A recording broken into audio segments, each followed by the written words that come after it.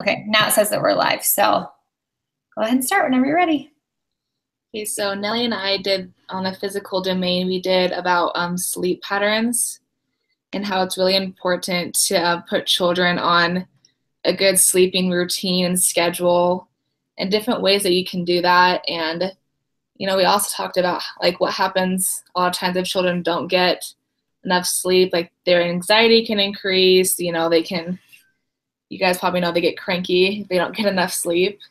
And it talked about really good ways to have a good routine, like give them good foods before they go to sleep to kind of help them sleep through the night and everything. And Nelly, do you have anything else you want to add?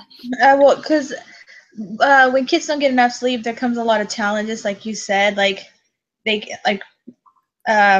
become moody, and if like ways to help, I guess, intervene is to have like a good routine, like a bed routine that they can follow. And sometimes kids, they have like different things that they like they have to have like a night light, or they have to have water next to them to be able to sleep. And also like a good way for kids to get them to sleep faster is to actually have playtime and like take them out to the park and stuff like that, so that they can use some energy so that they're more tired at night. It's also like challenges and I guess intervention. So it's pretty interesting. Awesome. That sounds awesome. I definitely know the challenges of not having children that sleep. Well, Courtney and I did childhood obesity, and so our project was just talking about how you can help children become healthier and develop healthier habits, eating habits, and kind of like the different areas where where they don't really have experiences to healthy foods like school. I mean, I remember when I went to school, it was like Domino's pizza and gross, just bad food for you. And so how important it is to encourage them to be physically active, and as a family being physically active. And yeah, I don't know. Do you have anything else with that, Courtney? I think the other thing we talked about was in schools, and just the huge effect that like school officials or teachers have on making sure like the kids at school are also doing things that can help them develop healthy habits. So making sure school lunches are like up to par, like Michelle Obama, when she was the first lady, like implemented a ton of changes in like school lunches, and making sure like kids were getting whole grains, and kids were like, you know, getting their dairy in, and just making sure that like food, like they were getting like all the pyramid in their diet. And then what else did we discuss? There was one other thing. Yeah, the one that I actually do remember, the one that you came up with was the media one, that commercials are catered towards like unhealthy food, and kind of like pushing that more on kids. And more like, that's like, there was like a statistic that we saw. Do you remember what it was with media? It just said that kids like that are I don't know if this is what you're looking for, but I read that kids that like spend a lot of time on media, like looking at media, already increase their chances of like being obese. Yeah. Or because media, you know, most of the time when you're on media, you're just kind of like sitting. You're not really like doing anything. Yeah. Engaging in like any activity. You're just kind of sitting there looking at stuff. So that like already ups your chance of being obese later in life if you're like sucked into that kind of stuff all the time. So that was interesting. Awesome. Okay, so then Christy, if you want to talk about the interview that you did with all the domains. Okay, so with like the interviews I've done in the past, I'm kind of focused on the physical a little bit, but it's probably a lot emotional with childhood anxiety disorders, like anxiety. I found out that childhood anxiety disorders are like the most common type of psychiatric problem in children. These disorders can cause severe impairment and excess distress. This like really fascinated me because of a child I used to work with, my off track back home. I very much believe she had a high anxiety. She was under 2. Whenever she'd see someone new, she'd scream, like high pitched, like loud, panicked, and very loud. It takes months for her to get used to somebody. And the best intervention that we would try at work is just to keep introducing her to new people, to show her that there's no danger, that she's fine, but she'd still scream. But I think that over time, this could help if you keep kind of exposing her to it. There's always going to be new people around her, and she needs to learn to not scream every time she sees them. So that was like with the interviews. And then like the topic I researched was in the social emotional development is regulating emotions, which kind of goes with that. Again, I worked with 2-year-olds, and it was really interesting because I saw this a lot. I didn't think I'd see it in toddlers, but I did the research in the Department of Psychology at Vanderbilt. They talked about the parental influence on the emotional development in children. In one part, they talked about how parents addressing the emotions of their children will affect how expressive the child will feel they can be. If they react with criticism or dismissing the sadness or anger of a child, that communicates that their emotions are not valid or appropriate, which can cause children to be more prone to those negative emotions and less able to cope with stress. And I kind of saw this a lot. We had a toddler who did not know how to regulate her emotions, and a lot of toddlers don't. But she was a single mom, kind of grew up family, and she'd get everything she wanted.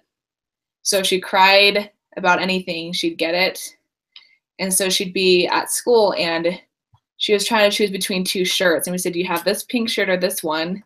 And she's like, well, I want a blue one. And we're like, well, you have a pink or a pink, that's it. And she cried for 30 minutes straight because she didn't get a blue shirt. I was like, I'm sorry, and nothing we did calmed her down. We tried all the methods, talking about it and or redirecting all the tips, and none of them worked. And she just sat in the bathroom and cried. And this made me really sad because she's not going to learn how to deal with that. Because I think at home it's kind of like, oh, you're sad. Let's go get you a blue shirt. Well, let's go get you a new princess dress or princess crown. That's what happened a lot. And she wasn't being taught how to regulate, how to control her emotions, how to soothe herself. And we want children to have their feelings, but not be overwhelmed by them, because they don't know how to calm down. So that probably freaks them out too. I'm so upset, but I don't know how to calm down. And it's the parent's job to teach their children how to process emotions in a moment so the child can learn to do it themselves. And this one intervention I used to do all the time with her is when she would cry and all the time, I try to sit down with her and talk about why she's upset, what she's feeling, to kind of help her identify that she's upset and kind of help try to coax her out of it. But that didn't usually work. It did sometimes. But again, I think if it was a habit at home and with all her teachers, that it would teach her what she's feeling and kind of how to calm down from that. So that's my topic I did this week. That's awesome. That's crazy. That's so hard. That's so hard to have to kind of deal with. Oh, okay. Does somebody want to go next? Matter, I can go and I can share my stuff. So my interview, I don't really know. The one that I did the most, I think, is probably the childhood obesity. My husband and I are in the physical domain. My husband and I are part owners in a rock climbing gym. So I had talked to him about it because he teaches one of our youth teams. And we have a girl that is, that for her age, I think is is obese. But she has kind of a lot. I don't know if she has any health issues, but her parents have brought her to the gym to help her kind of get active. But she gets really frustrated because she can't do some of the things that the other girls can do, and it's rock climbing, so it's a lot of, using your upper body and a lot of your whole body strength. And so she gets really frustrated, and she constantly comes up to the desk and just tries to like chat so that she can get out of doing the stuff. And so I thought, for like, my husband and I talked about it, and we try to think of ways to actually keep her engaged, because I don't think that it's really beneficial for her to go to these things if she doesn't actually enjoy it. So we've like thought of other ways to help her feel more accepting and more accepted, and let her have a nicer time when she comes in. And so we had talked about making it more of a game, and then kind of, instead of like rewarding in a way of, oh, if you do this, I'll give you this, it's kind of like, why try to go to this hold or whatever. And then when she gets there, we praise her and tell her like, oh, you look so strong and you did such a great job and you really got out of your comfort zone, stuff like that. So it's just like this encouraging of helping her see that she can do hard things, even if she doesn't really want to. And also having the benefit of living a healthier lifestyle. So that's what I did for my physical. Then I did some research on bullying, and I was reading this article, and it talked about, hold on, I wrote it down. It talked about how the majority of kids that are getting bullied are in elementary school, which seems really weird. And it was like, it's more common from 2 to 6 year olds than more among the teens and tweens. I know, isn't that so weird? And they're saying that is the case because these children kind of see this activity or see bullying, and they don't really know the effects of it. Whereas a teenager, you can say, oh, you're bullying this person, and this is what's happening. These are the side effects of what's going on, and they are able to gauge it a little bit better and say like, oh, the words that I'm saying obviously do hurt this person's feelings. Does that make sense? So it says 19% of U.S. elementary students are bullied, and 160,000 kids stay home from school in fear of being bullied. And then it says elementary school kids who are victims of bullying are 80% more likely to feel sad most days. So it was really sad to kind of read this, and I actually did some other research on it as well, and it shows some of the effects of bullying that I thought was interesting. And it says kids that are bullied suffer from depression, anxiety, and loneliness. They have a change in their sleep patterns. They lose interest in doing any activities. Then they also suffer in their school and their academic achievements. And then kids that bully other kids are more likely to abuse alcohol and other drugs as adults and adolescents.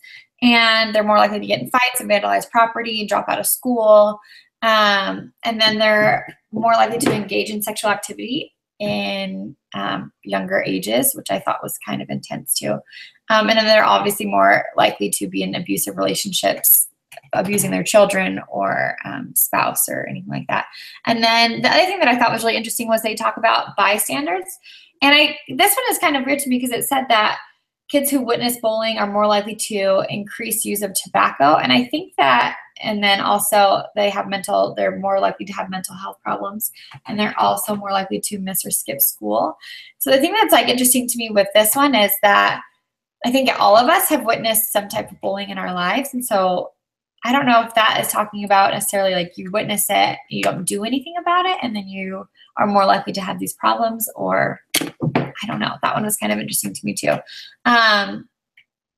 But they talked about some of the ways to deal with bullying is obviously talking that it's mostly the parents' responsibility to help in any way they can by talking to the teacher, contacting the parents of the child that's bullying your child or the child, and then coaching them to get help. And then they say to encourage positive behavior and they say to write a script out. And when you write a script out, kind of going through it with your kids to help them understand that there's children crying outside my bedroom. So yeah, so it's a really interesting topic. I don't really, I don't know. I think it's really intense. They talk about elementary school kids, and I have seen that for myself with my son, who was in kindergarten this last year. They had a huge issue with one of the two girls fighting, like physically fighting each other, and then constantly getting bullied, which I think that it's really a really scary thing that it's happening at such a young age. But I think it's really important that schools do what they need to appropriately handle the situation, than to just say, oh, they're too young. You know what I'm saying? Like kind of reprimanding the children. So in an appropriate way, obviously, as much as you can with a 5-year-old, but also teaching them that it's not okay right off the bat. Yeah, that's what I did my stuff on. Does anybody want to go next and share theirs? Yeah, so I can. So I don't know a lot of people around where I'm at. So I talked to my mom a lot about the different domains, and we just have an interesting thing in our family because there's 4 girls. So I have 3 sisters, and I have an older sister and then me and then 2 younger. And so the 3 of us that are the older ones, we've always been super active in sports and never had to worry about our weight or anything. And then my youngest sister, who is also super active in sports, she is always struggled with her weight. And my mom has always tried to figure out what did she do differently with her, and or what is different about my sister that these things are happening to her. And she felt a lot of it had to do with our different habits in our home. And because my mom's diet consists of soda every day, but she's never really struggled with her weight, so she's never seen the huge awful things that soda can do to your body. And so I think my little sister just grew up drinking soda too, and we all just kind of grew up eating awful and never having to worry about it. But then my sister always had to worry about it a lot. So and that just made me think about what Carissa was saying about kids at school, because a lot of times when they're so young like that, they just bring those habits from home and then they take it to school and they don't know, they can't make good decisions for themselves at school. The kids bullying each other at such a young age, it makes you wonder what they're learning at home, because those bullying, I feel is a learned habit. It's not I don't think as humans I think most of us have an inborn desire to be kind to one another. And so when people are being rude to one another, it's kind of a learned thing. And the same goes for physical things too, is I think humans have this, our bodies want to be healthy, but when we treat them poorly, or we bring in these factors from outside that are harmful to our bodies, those things are learned, right? So that was the physical thing I was talking to my mom a lot about. And then for cognitive, I wanted to focus on social, our social development and what we can do for children. So it was interesting. I was looking up a thing about the relationship between teaching kids social skills at an early age and how it affects them as they're older, as adults. And it says that inadequate levels of social and emotional functioning are increasingly recognized as central to many public health problems. For example, substance abuse, obesity, and violence. So even when we are not, healthy in our social development, it can affect our physical and cognitive other domains that we have in our lives.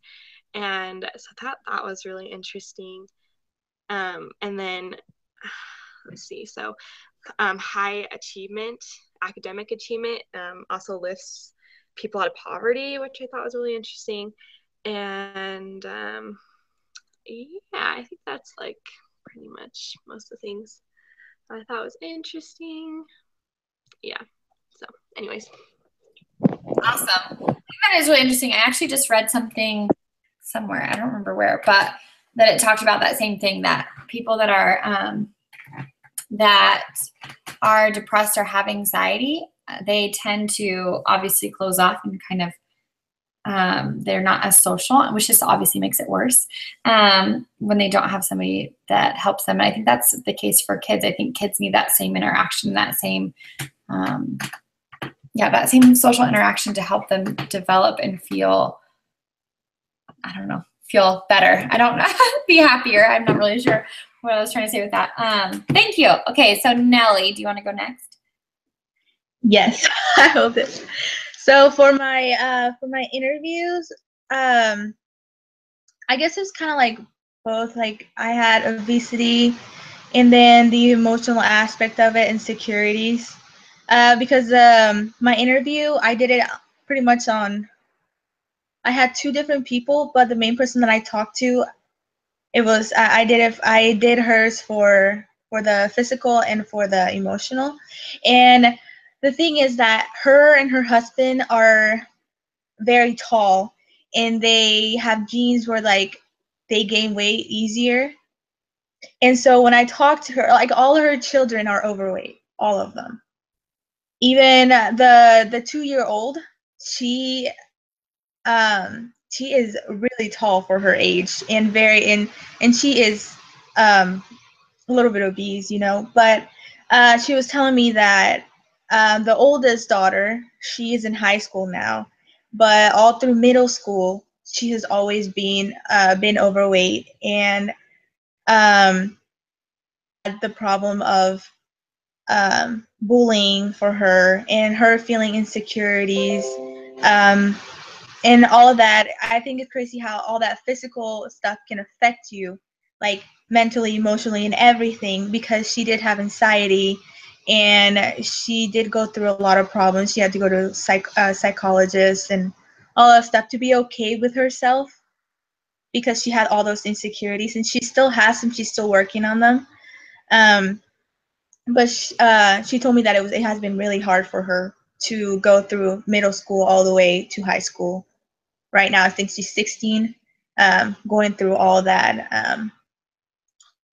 that emotional roller coaster because of her physique and the insecurity that she's been gaining. And she says she's starting to have the same problem with her son, and the other two are little, but they're still overweight, and they she had put them in swimming classes, which is starting to help.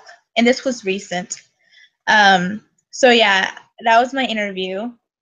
And I totally forgot to post it on the discussion board, but I have picked temper tantrums, which I think are very interesting because they're usually from 2 to 4 year olds, and it's because like they're starting to speak, and they're at that age where they're the egocentrism, and it's I want it now or I'm gonna cry. It's me, and I want it. And I think that's very interesting, as well as the research talked about when kids, the 2-year-olds, are starting to speak and they're having a hard time, they throw temper tantrums because they cannot communicate how they want to communicate. What else did I find? Sometimes they say that parents should give their kids what they want, but that's not, like, they shouldn't, because and they shouldn't ignore it completely. But when you give your child what they want right away, then they'll always act up, because they know that if they act up, then they're going to get what they want. Another interesting thing that I found with that was, let's see if I can find it.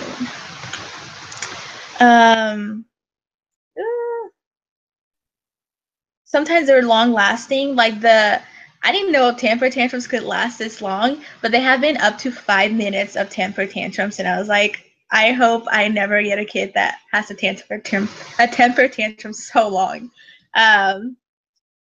So, in ways that you can prevent that is for parents to stay calm and not give in so easily. Although sometimes it's okay to give in, but not all the time. They also encourage for the parent to walk away when they're having an outburst. And when it's in public, pick them up and take them somewhere silent where you can talk to your child. They also said to keep communication with your child. That helps a lot. And don't try to reason with the child.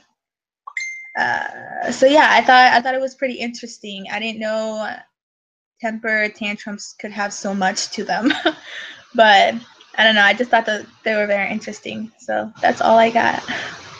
Awesome.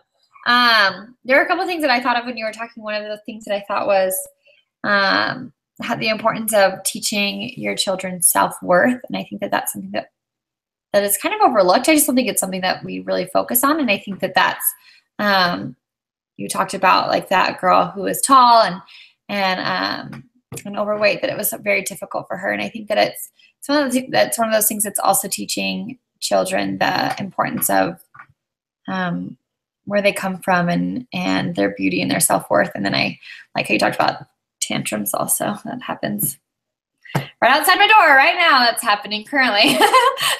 So, all right. So let's just go and we'll just take 2 minutes each and we'll just talk about like a really short, just kind of overview of everything that we talked about. So if you want to start, Christy, and then we'll just go down from how we started. So like do a summary of what I talked about? Yeah, I think just like a summary of just like quick, and it's just this is the only thing she's going to watch, I think. And so just a quick like little 2 minute. Yeah, because I also saw that it said that it wanted us to talk about like common interventions. Did we already do that or? I don't know. I talked about interventions with my bullying, and I think we did talk about. I think everyone pretty much kind of went over some like interventions they found. It's supposed to be like 3 to 4 minutes each, and I think each of us talked because I've been watching the clock, and we've been on here for like 35 minutes. Yeah. Already. Yeah. So I think we covered it pretty good.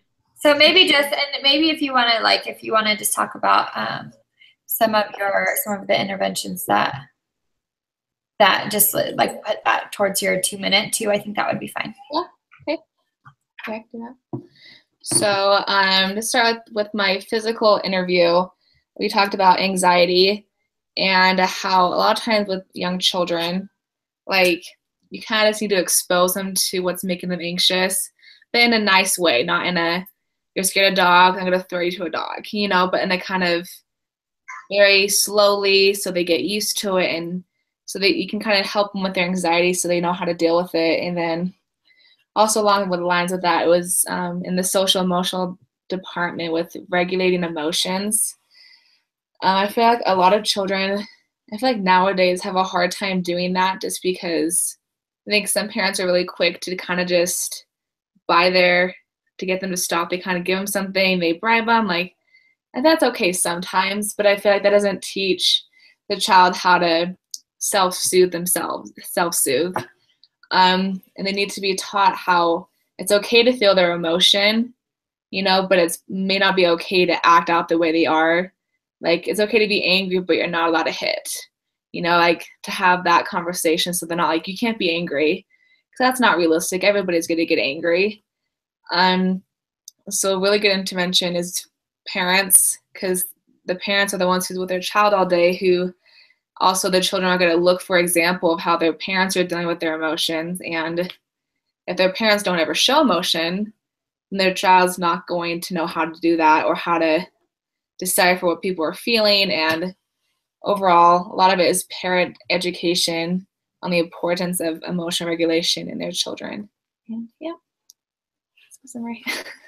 Awesome. Perfect. And I talked about the physical domain also in the interview with childhood obesity. And I think that some of the really important things to think about with that is to be encouraging and loving when you are trying to help children that are feeling that way, because they probably are going through a lot in general. And so to be loving and kind and encouraging and helping them feel successful in taking care of themselves, and also giving them the tools and encouraging the parents to help their child and give their child the appropriate tools that they can really take throughout their entire lives that will help them be the most successful in staying healthy and taking care of their bodies.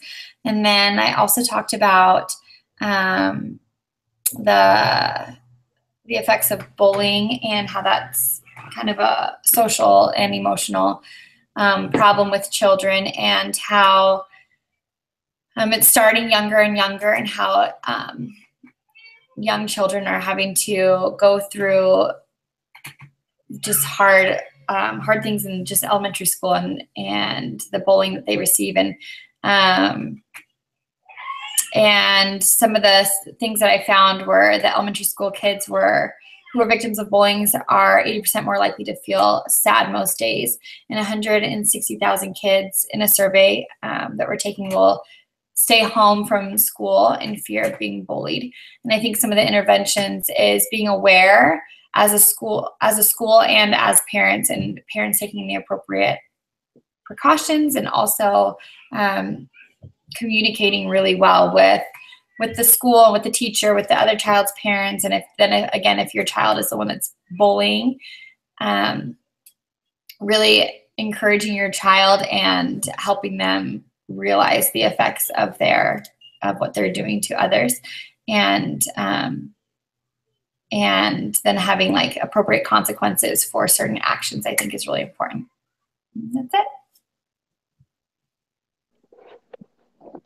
Okay, and I talked a lot about learned behaviors in young children, and as I got thinking more about it, just like the last few minutes, I think like parents are like the best intervention, because as a parent, you have to take on that responsibility to raise like good, members of society.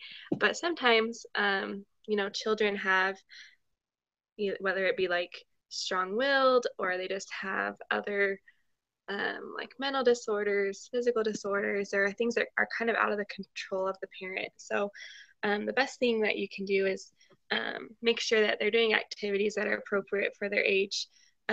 Make sure that they're viewing things that are appropriate, things that if you saw them doing at school, you'd be okay with that. You don't want to encourage behavior that wouldn't be appropriate for them at school. And sometimes it's really difficult for kids because they're not mature, like adults. It takes a long time for them to develop appropriate social skills and appropriate habits for their age. And so just making sure that as parents, you're just trying to do everything that you can to pretty much just set your kids up for success when they're out in the world. Especially, I thought it was interesting, even at like a young age, everything that they learn as far as their social skills definitely have like a huge influence on them for when they're adults. So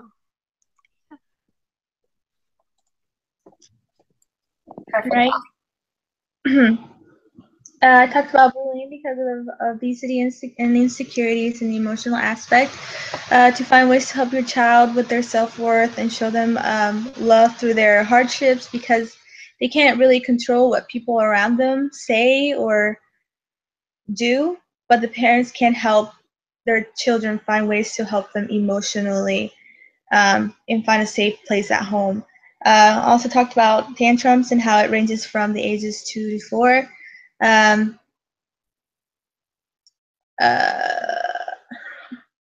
Because they're starting to communicate and sometimes they can't be understood, they throw a tantrum, which parents are encouraged to not give in so easily and ignore it, walk away, or take the child to a quiet place. But communicating with their children is the most important thing a parent can do.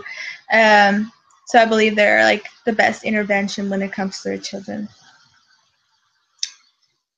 So that's awesome.